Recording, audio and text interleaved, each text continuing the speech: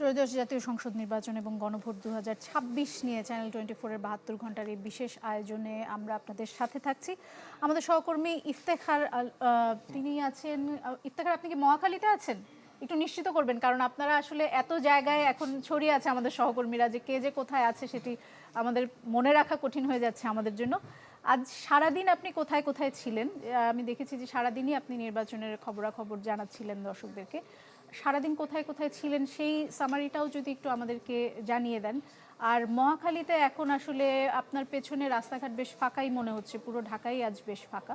কেমন দেখছেন আসলে আইন শৃঙ্খলা রক্ষাকারী বাহিনীর কর্মকাণ্ড এবং তাদের যে উপস্থিতি, এবং মানুষের মধ্যে ভোট দেওয়ার বিষয়ে কতখানি উৎসাহ উদ্দীপনা দেখতে পাচ্ছেন?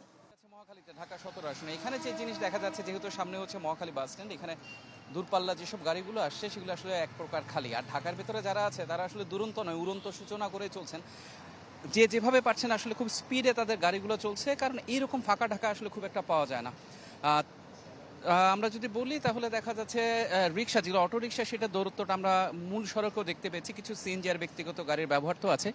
ভোটের যে বিষয়টুকু সেটা নিয়ে উত্তেজনা ছড়ানোর খুব বড় ধরনের পরিস্থিতি আমি যতটুকু জায়গায় গিয়েছি আমি দেখতে পাইনি। আমি একটু আগে সন্ধ্যার আগেই ঠিক ছিলাম হচ্ছে খিলক্ষেতে, সেখানের মধ্যে কুর্মিটোলা স্কুল আমি পরিদর্শন করেছি। ওখান থেকে সবার সাথে কথা হয়েছে। সেখান থেকে মানারাত অর্থাৎ গুলশান 2, সেই সাথে গুলশান 86 নম্বর রোডে গুলশান মডেল কলেজ স্কুল যেটি আছে সেখানেও আমি ঘুরে এসেছি। সব জায়গায় একই পরিস্থিতি, সব ধরনের যন্ত্রপাতি এবং সব ধরনের কাগজ ব্যালট সব পৌঁছে গিয়েছে। ঢাকার যে পরিস্থিতি, খোলা ঢাকাটা আসলে এখন আমরা দেখতে পাচ্ছি। অটোরিকশা আপনারা দেখতে পাচ্ছেন যে মূল সড়কে আসলে চলছে, সেখানে আসলে সেটা ছাড়া আসলে ঢাকা শহরে খুব বড় ধরনের কোনো পরিবর্তন বা নেই। তবে আইনশৃঙ্খলা বাহিনীর উপস্থিতি মূল সড়কে কম, কেন্দ্রগুলোকে ঘিরে এবং কেন্দ্রের আশেপাশে আইনশৃঙ্খলা বাহিনীর উপস্থিতি, সরব উপস্থিতি আমরা দেখতে পেয়েছি।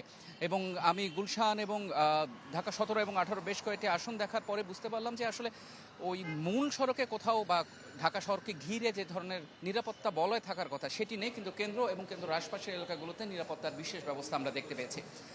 দোলা, আমার কাছে এই ছিল সর্বশেষ।